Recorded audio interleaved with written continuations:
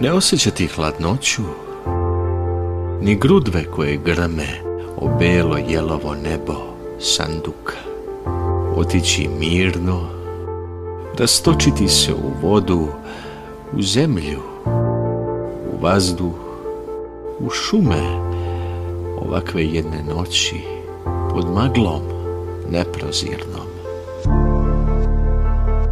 I onda živjeti dalje. Biti do kraja sveta komadić nečega drugog. Zalutao i mali.